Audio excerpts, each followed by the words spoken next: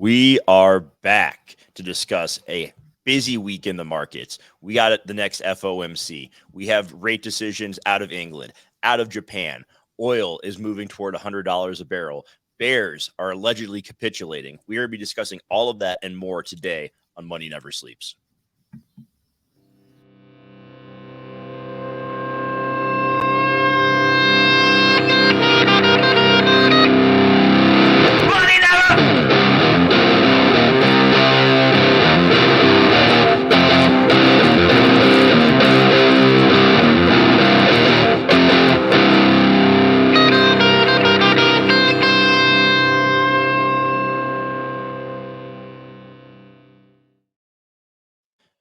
Welcome back, everybody. Hope you had a great weekend. Excited to be in the show today with my guy, Kev. Welcome, my man. Hope you had a good Friday, a good weekend. Before we get going, hit that like button, subscribe to our channel. Nothing we say is financial advice. We are a few guys who love following the markets, but please do all of your own research for making buys or sells. Kev, kind of a boring day in TradFi. We're seeing everything sit relatively flat, and that shouldn't be surprising due to the fact that there's no data coming out today. Really nothing coming out tomorrow. It's all about the Fed on Wednesday. And I keep hearing the term once again, a hawkish skip or a hawkish pause. No rate hike coming in, but the tone from Powell is going to be cautionary and hawkish due to the high inflation numbers we continue to see. I mean, it's a weird situation that they're in right now. Like, we're seeing unemployment slowly come up, but we're still seeing consumer spending at very high levels. Meanwhile, debt is at all-time highs.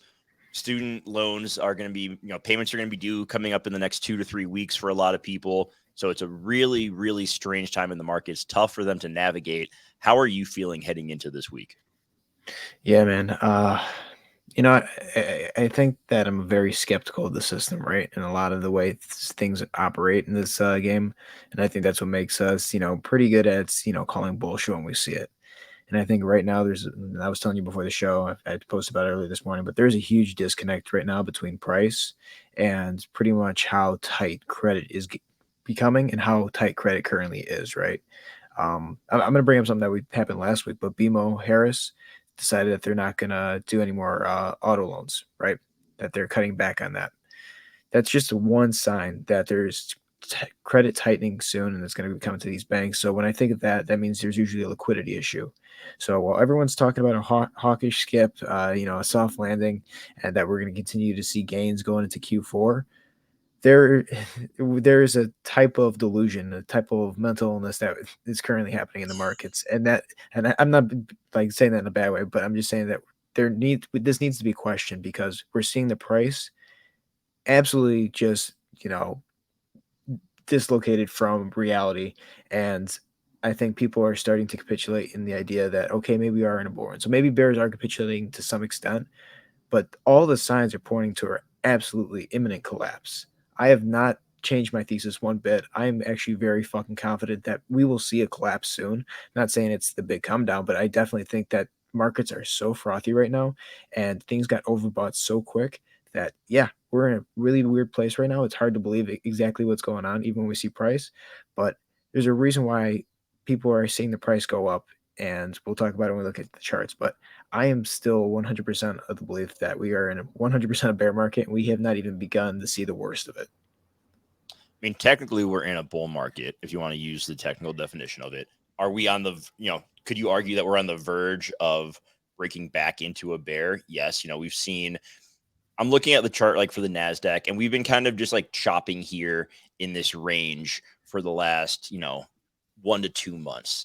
And what is going to be the driving catalyst for the move down or up next? You have some people pointing to earnings season as a positive.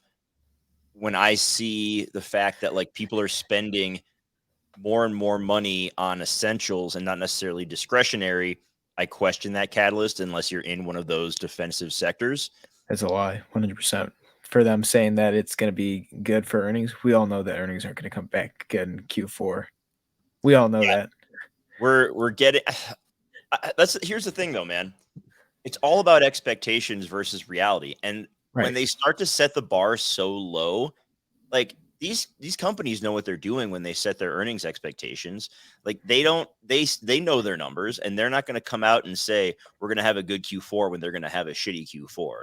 So I don't for one sec like I could absolutely see them beating on earnings, but it will largely be due to the fact that they've set the bar low. And Sure. so it's a really tough space to navigate. Like on one hand, you look at Apple and you think, okay, are people really going to pay all this money for iPhones? But then they report that the $1,200 iPhone 15 Pro Max is, the pre-sales for it are higher than the last iPhone.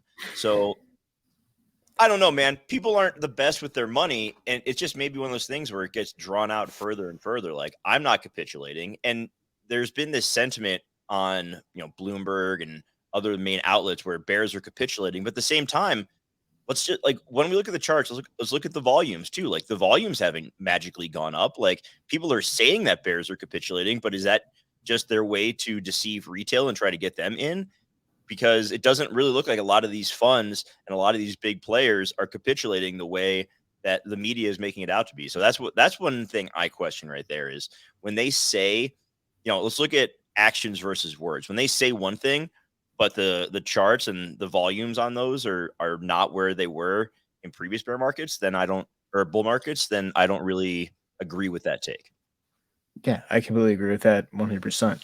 It's obviously we got to question everything because this is a fraudulent game. I don't care, whatever. This is the way it is. We got to learn how to play the game the way that big money plays it. We got to follow the money. But yeah, and when it comes to expectations and how they set them, we've been saying that forever that corporate profits are the most important metric of how this market will play out. Because again, even if they do beat expectations and the expectations being so low, sure, we might get a short term little rally. But the question is now, okay, if they weren't as profitable as they once were, how is this gonna impact the consumer? Are they gonna start raising the prices on some of these products? Are they going to start laying people off? And if they start laying people off, are they going to be able to afford some of these other products? And does it become a domino effect where it's just like, okay, now we're at a point where unemployment's extremely high, the prices of goods are extremely high, and how is this sustainable in any way for natural growth, organic growth in the economy? It's not, because at that point we're in a recession, right? So what I'm seeing, if anything, is I expect corporate profits to be shit. Expectations for sure. They could meet them or they could beat them or they get right underneath. But I don't think earnings season is going to be the catalyst that brings us into a bull market like some people are saying. I think 100%, if we're going to see any type of catalyst from earnings, it's going to be just an opportunity for maybe bigger money to absolutely get out of the market, because that's what I'm seeing with crypto. That's what I'm seeing with the TradFi right now. And, the talking heads are obviously saying something different than where all the money in the space is actually doing. All right. Yep. I think I agree with you there for sure. Let's look at oil for a second here, because that has been a big story. I think oil and bond yields for a bit, and then we can start to get into some of the charts. Because like I said, we can also, I had Mr. House with me on Friday. If you want to give your take on the UAW situation and how that could be impacting the markets, we can definitely do that. And then we'll get into the charts from there. But we're seeing Brent crude continue its march toward $100 a barrel, now sitting at 94.53. The WTI number is at 91.59. Both of them continuing to have a huge jump up since we called the bottom of that in March when it was at 65 barrel for WTI, and Brent crude was down at its lowest there. It got down to like 70. So continuing to see that drive up in the price of oil. And I hear some people saying that the technical indicators are expecting a bit of a pullback here due to it being overbought. It depends on what time frame you're looking at, right? So on the daily and weekly time frame, they are overbought. If you look at the monthly, they're not even close to overbought. They still have plenty of room to the upside there. If we then discuss what is going to drive the price of oil here, we know that there are the supply cuts through the end of the year. That's been priced in. But what kind of things are going to really, like realistically, what kind of news is going to come out that's going to move the price down? Are we going to magically find more oil in the US somewhere to drive the price of WTI down? I don't think so. Are rising tensions between the US and China and North Korea and Russia potentially going to move the price up? Yes. Do I think it's more likely that that continues versus we get some magical oil influx? Sure. So to me, like the people who are saying that this is due for a come down, maybe a bit. Like nothing goes in a straight line up. Could we see WTI pull back toward 90, 88? Yeah. But it wouldn't shock me at all if we get to 100 on Brent and WTI moves in that, moves up to that as well. Yeah, absolutely. I think that's great. Great way to put it because I do think that maybe a bit of a what do you call it? Retracement is possible for U.S. oil, but not to the extent what some people are saying. And again, I think the issue with what they're saying is that might be causing a lot of people to go short on oil, and it just continues to short squeeze, right? And there's a couple of issues that are going to be that could potentially bring that up higher, and that's why I'm not necessarily as strict on technicals when it comes to natural gas and oil and a couple of other commodities because this is very different than just saying, all right, here's the lines and everything like that. Obviously, we know where our levels of support and resistance are. Obviously, if we break this line right here, which I just put on here, which is $93.74, if we come to it and we get rejected, obviously, I wouldn't be surprised because that's where we found rejection in the past. But I think there is going to be more of a supply shock now than there was back here in October of 2022, and obviously oil was coming down from an insane level back in earlier 2022. But I think that if we can break that, then obviously we have a little bit more room to the upside. Likely $100 a barrel is possible. The question is too is that we have some of the lowest petroleum reserves right now in the United States since 1983, and say the price continues to go up, and then the United States isn't willing to buy now because they're waiting to buy lower. Well, then fuck, they got to buy higher, and that's going to drive the price up even more. So, because there's going to just be so much increased demand and short supply, if they continue to cut, oil can easily go up to 100, maybe even more than that, right? So, I think that a lot of people who are getting bearish here on oil are potentially setting themselves up in the mid to long term, the end of this year and beginning of the first half of next year for a bit of a shock because there's a good chance that this is going to continue. I mean, even look at this Stochastic RSI down here. It stayed overbought for a good period of time down here. And look at this. It went overbought very fast and it continued to climb. We came down to a little bit under overbought and it shot up again. And now we completely retraced down here in August of 23. And this is only on the daily. We shot all the way up. I mean, if we look at the weekly, we've had 9 weeks consecutively of, great returns on oil. Let's look at this realistically. This could potentially be, we're above the 50 moving average, above the 200 moving average. This is not a bear market for oil right now, in my opinion. I think that at least it's not a what do you call it, trend to the downside right now. The trend is clearly to the upside, and we can stay overbought for a period of time as just as much as we stayed oversold for a period of time, right? Look, we stayed oversold from April of 2022 all the way to October of 2022. That's roughly 6 months. We started at the bottom here. We didn't even go all the way to the bottom. So July of 2023, give us 6 months from there. What does that put us like January, February? By that time, if we stay completely overbought for a period of time, we're going to be above, 93.74. Probably going to be trying to find resistance at the next level, just somewhere between, 98 and probably 101. So yeah, I think there is a potential short squeeze still for oil, maybe a bit of a retracement in the short terms, just so the daily stochastic RSI could retrace. But again, if the United States doesn't buy oil until later, that's just going to shoot the price up a lot more because they're going to just be so much increased demand with such little supply. All right, let's talk about bond yields for a second. The least sexy thing we can discuss on this show possible, but it is important. We see the 2-year back over 5%. It had a weird wick up that was being described as a glitch. Not really sure about that. But yeah, so weird. That's not normal. So probably is a glitch. But if we look at these shorter duration bonds, the 6 to 24 month ones, 6-month bond, 5.5%, 12-month bond, 5.44%, 2-year bond, 5%. So some really good potential returns there if you are of the belief that we are heading into a recession, like the market is kind of telling you. And then we see the longer duration ones coming down a bit today. So just one more thing to keep an eye on, like bond trading is not for everyone. It's quite boring, especially if you're used to the high multiples of, trying to trade crypto, things like that. But it is part of the equation. It's telling us a little bit of a story here, and ignoring it completely is probably a mistake if you are active in these markets. No, I just did a quick, ruler check there. So from the bottom of where the market was back in April, May of 2003. It shot all the way up to, the height in September of 2006, and it was about, 388%. That's how fast the 2 year had risen. I just checked here. So from the bottom, which is roughly, November of 2020 to where, waked up this morning to, it's close to 10,000%. So that's a very interesting number, right? So go down here, shoot all the way up to where the wick was. I'm stupid. I read that wrong. It's 16. It's almost 7,000% that we shot up to. So that's still a pretty good increase in such a short duration period, right? And here's the thing: a lot of people say these things take time to play out. Guys, COVID was almost 4 years ago. In March, it'll be about 4 years since the pandemic hit, right? It's played out a long time, and there was issues before COVID. There was a lot of issues with reverse repos back in September of 2019. Banks just absolutely losing liquidity. If there wasn't stimulus that shot out back in 2020, a lot of these banks would have probably seen a lot more of the issues that they're currently seeing now. Right now, I think that with the rates shooting up and the yields just kind of like signaling like alarms. I mean, look at this. This is where we waked up to today was higher where we waked up to during the great financial crisis in terms of the yield for the 2 year.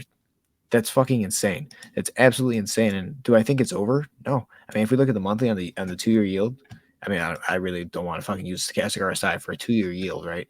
But I mean, if we're looking at it, look, it's still not over. It's out of the oversold, but it's not overbought right now. I mean, shit, it was overbought back in May of 2022, and it corrected, and it retraced all the way down to the downside, and now we're back above or right at the level where we were, prior to 2008. So we're at a really important level right now for the yield. And if the 10 years and longer duration ones continue to drop and the 2 year continues to go up, there shows you that shorter term there's a lot or long term there's a lot less value in those, and people are going to probably be moving all their money to the shorter term duration bonds and the shorter term treasuries because that's where their money is. The United States with the Fitch cut and downgrading them, that impacts these treasuries 100%, and they're going to need to operate more on this in terms of debt that they can use to keep the country running, operating, than they are from absolutely international debt and borrowing. So it's not a surprise that these are also going up as the United States is seeing a lot of their debt internationally being sold off too. So I think that right now, even though people are calling it a glitch, I think that we're seeing a lot of volatility within the treasuries, and we wouldn't be surprised if we do revisit that level that shot up there in the coming months. All right, let's look at crypto for a little bit here as we begin to wind down the day. Let's start with Bitcoin, and then we can look at the dollar as well. We can look at ETH, and then we can kind of see where we want to take it from there. Absolutely. Yeah. Not too much to worry about when we look at Bitcoin. A lot of people, thought that this is, we're breaking out, that the death cross isn't going to happen. And again, this is the reason why we didn't call the death cross yet for Bitcoin, because I want to see the 50 cross the 200 exponential moving average, because that shows you shorter time volatility. It's more, it's going to be more reactive to the price action that we're seeing on the daily, whereas moving averages obviously are a bit more taking the averages as a whole. This one accounts for wicks and everything like that. So there's a reason why we are counting this one, and this is going to be the metric we use to see that death cross. You can see that we're so fucking close. And today we saw a pump up, right? We saw a massive pump today to roughly 27,406, and it wicked all the way up there and it got retraced, and now we're going to close the daily in about 4.5 hours, and we're going to be below the 50 and the 200 moving average once again. And if anything, guys, the way that it wicked up here, we got rejection straight from there. It tells me that we're putting in a lower high. Doesn't mean that we can still shoot up to the 28,000. Yeah, absolutely. This is the thing where that there's a huge price disconnect, and there's a lot of issues in crypto right now that are really kind of scare me in a way that I know that retail is out of the game, right? If the only exposure that retail has right now is holding whatever assets that are currently in the market. In terms of price action moving up or down, we can even take a look at some of the scam coins that took off this weekend, and we'll talk a little bit about Binance and Tron, because there's some crazy shit going on there too that we just found out before the show. This is definitely a bit of manipulation, right? We're We're liquidating anyone who was going short just to enough where liquidity sits, and now people who are going long here because we're above the 50 and the 200 estimated moving average on the daily think that okay, this is canceled now. We're going to start pushing up. We're above it, so it's going to start becoming support. No, it just wicked up. It's absolutely just chasing liquidity right now. We've even seeing this right here. I'm going to pull up this article that's right here in the corner, but we saw that Bitcoin open interest rises by 1.8 billion as BTC breaks 27K, right? That's interesting because that pretty much tells us that there's a lot that price is probably going to move in one way or the other. Most likely it's going to be pretty violent, in my opinion. I honestly think that looking at Bitcoin's technicals right now, and again, I'm a little bit more technical right now in the market when it comes to TradFi and crypto, you can see that we're extremely overbought on the daily. We're at 98 and 98 on the stochastic RSI, right? You see that the volumes were coming down here as the price was pushing up. And then we got one massive, green candle that we got today in terms of volume, which most likely was an exchange trying to, just liquidate people. Like, we can take a look at the liquidation levels and the maps after this too. But this is nothing has changed because if the worst case scenario is that we go above 28,580, which means that this was not a 5-way move to the downside, we're still technically in this like wave 3, 4, most likely 4, and we just haven't seen the breakdown yet. But there's a lot of liquidity to the downside here, in my opinion, because a lot of people that are going, long above here are just creating this massive pull down here that the prices, it's very lucrative for the price to go down there. We've seen a lot of issues with stablecoin minting as well. I think I was texting you guys before the show on Friday, like, okay, there's $1 billion worth of TUSD that was just minted, and then instantly they cashed out all of it. So they just pretty much just made $1 billion worth of TUSD within, minutes. So this is a very volatile market. I think that the exchanges are playing their hand here more than anything. We need to be cautious. We need to understand that, okay, the worst case scenario is 28,580 is broken. Then that means that this whole move is invalidated. But if we continue to close below this and we get the death cross, obviously this is going to cause a little bit more panic. I think that we should find, we're still finding rejection off of this on the daily. On the weekly, we could see that, we're still kind of oversold, but we're still below the 50 moving average in the weekly, in between the 200. If we do see this last dump, we're probably going to be below the 200 EMA on the weekly. And again, going to the monthly, we're extremely overbought, and we're still below 26,813 there. And then we are trapped between the 25,828, my bad. And that's the level of support we need to see broken, because that every time we go below it, we either get a wick straight back up, or we find support that needs to be broken for us to continue our move to the downside. So those are the major levels that I think we need to keep watching this week: 28,580, and then just keep an eye on 25,280. So about a $3,000 range right there, but that's going to give away the game for where Bitcoin's going to go. Is it possible to trade sideways? Absolutely. I think liquidity is low, so they'll probably liquidate people before they decide to move one way or another, or just build up those pools. All right, let's keep it moving from here. ETH, I feel like, I don't know if there's a whole lot to talk about at this point with ETH. Like, it's just kind of in this boring, weird range still. Yeah, it's extremely overbought. This parallel channel I got on here, I don't necessarily believe that ETH is going to pump up here. I mean, let's put it this way: I'd be full of shit if I said that I didn't believe in parallel channels. Again, there's something that's telling me that a lot of the altcoins are going to continue to bleed. I think Bitcoin dominance, reaching 50% again today shows you that there is still, a lot of strength against Bitcoin, against alts. I'm looking at how overbought it is. It's at 93.95. If we look at the weekly, we're oversold, but we're finding support on this 200 EMA. If we start closing below the 200 EMA, which is 1619 on the weekly, it's probably going to be a good indicator that we are going to start, staying underneath it. We're going to find that as resistance. I mean, we're not too far from there. We're 1637. So if we have to go to 1619, it's only about $18 a move push down. It's very possible. But I don't necessarily think that this support's going to hold forever. And if anything, this could potentially be a rollover, even though it does look like a bull flag setting up here. I think that this is very possible that it rolls over, as it did back in, September. I think it was last Monday. And then we also saw the Evergrande dump. So I would just keep an eye on ETH. Again, Bitcoin, I think, is going to be the main thing we want to keep our eyes on. I'm going to pull up BNB, because this is one that we've seen invalidate some things that we were talking about over the past few weeks. Obviously, Binance is having major issues right now. Pull this up. So this 5-wave move to the upside is, I would consider this invalid right now. I think this is more of a weird XYZ type pattern. So I'll have to look more deeper into it, but I don't think this is a 5-way move right now. We'll see how this plays out. But again, the good thing is we can see that we are still within this blue range that we were talking about. We saw that the SEC came out and said that Binance US, it was hard to even make sense of their financials. When they did do the audit, they don't really necessarily understand where some of their money is coming from or where it was going. Price barely budged. I think everything pulled back a little bit today, but this shot up all the way to $221.20, and it got rejected right underneath. So we're still in this range, and we can see on the daily that we're extremely overbought. It's probably the most overbought we've been since. It's actually the most overbought we've been in quite some time. We're at 100 and 100. I mean, couldn't get more overbought than it currently is. Doesn't mean that it can't go up a little bit higher. Obviously, there's going to be liquidations and wicks up, but this is just not necessarily a great channel that I'm seeing. Again, another parallel channel doesn't seem like there's a lot of support going up. We're finding resistance there. I think we're going to be trading within this top range, finding this blue line right up here. I'll make it a little bit bigger to be extreme resistance. If we continue to close below it, that's great news if you're a bear. But for the most part, I think that we are seeing some of the headwinds for Binance. Obviously, this seems a little, manipulated, maybe squeezing some shorts in that respect. But I do think that we do have to come down further. I think that we'll be below 204, which is the low that we put in down here, 203, 204.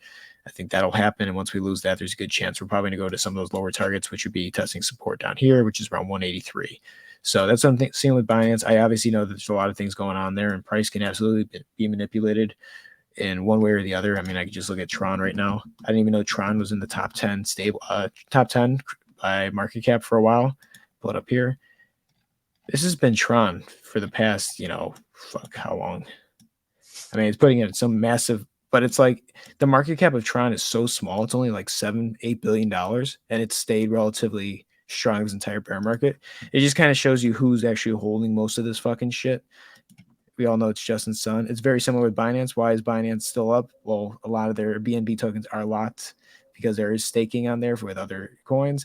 And we also know that they also own a huge amount of it. So the question is, why aren't these things going down? Well, it's probably because these exchanges are fucking still holding them, and it's just an absolute manipulated price that we are seeing on the market. So when I see this, this honestly should break to the downside. There's a lot, like if we're talking about a technical market. I mean, look at the daily stochastic RSI, just how much it won't go down. It's just staying in the overbought territory for a period of time. But eventually, fraud does come to light, and it does impact the liquidity, the validity, and how strong some of these people will be able to keep their companies running. Again, do I think the blockchain itself is going to die for some of these? Probably not. It's just I think they might become ghost chains where people start to leave. Obviously, if a lot of money is lost, just take Terra Luna, for example. Similar things can happen, and that could just absolutely kill a community. So one thing I'm seeing is these fuckers are staying strong amid heavy scrutiny, and that doesn't seem like a good thing. That seems like desperation. I think there's a lot of desperation in the markets. That's all I got for crypto. Obviously, there's a lot going on. I think that the price is going up going into FOMC. You might see some reaction around that, or if something happens between one of these exchanges. Obviously, there's a lot of fear in the space, despite how much it's pushing up, and I think that's not a good thing. But I do want to look at two other things before we head off today. I'm going to pull up Netflix because Netflix is actually doing exactly something that we talked about maybe about a month or so ago. And that was heading for that fair value gap that's down here. Obviously, between the open and the close position from one day to another, we could see that the price shot up, and they created this gap where there's no price price never hit this area. And you can see that Netflix for the past few days has been putting in, a new local low compared to where we were at the lower low. I think that it's going for this level right here, which is around 384, 383, 385. We got the 200 EMA down here. Maybe that finds some support. We push up a little bit, but then that might just, gear us up for another move down to maybe find this gap down here between 341 to 346. So that's something that's playing out. I think Netflix is one of those stocks that for some reason, they shot up a really good amount this year. They grabbed liquidity, all that was missing from the downside on the way up. And, now we got a lot of gaps on the downside here. Will we fill most of them? I think so. Will we fill all of them? That remains to be seen. But I do think that we are still in play for Netflix, and it's just showing its hand that, okay, now we are starting to see these lower lows on the local time frames kind of come in, and that's going to be important as we anticipate, where money's going. I think a lot of people are getting out of the space, and this is kind of showing that, we're just chasing liquidity down lower, which means that there's not a lot higher than where it currently is. And just looking around here, if there's anything else that we need to discuss. Yeah, let's finish it off with the dollar, because this is one that's, obviously FOMC is going to be, and obviously what's going on in Europe this week is going to be pretty important. The dollar seemed like it was taking a bit of a hit this morning, but we can see that it's actually came back a pretty good amount. It wicked all the way down to 105.019. We're still above 105, which is important. If we look on the monthly, very similar to oil, it's extremely undervalued, and there is room to the upside. So I do think that a squeeze is possible for the dollar. It's still, a lot of people think that the dollar is supposed to go down because the Fed's going to be cutting rates, hawkish skips, shit like that. All these narratives don't mean anything when we see the amount of pressure that we are seeing in the space. The dollar is going to be extremely strong because we're just going to continue to be in a credit tightening phase, and not just for the federal government, but not federal government, the Fed, but we're also going to see credit tightening across the banks. So I still think that there is a lot of liquidity that's still being, wrung out from this market. And once it goes completely bone dry, we're going to see the dollar absolutely spike, because people are going to start fleeing some of these assets that are going to be falling in value, and the dollar is going to be shooting up. And again, if we know inflation increases in other parts of the world, and their currency continues to go down, if they don't act on it, then there's a good chance we can start seeing some of these levels up here. I'm honestly kind of say once we cross 105, I think it's possible that we could go all the way to 109.169.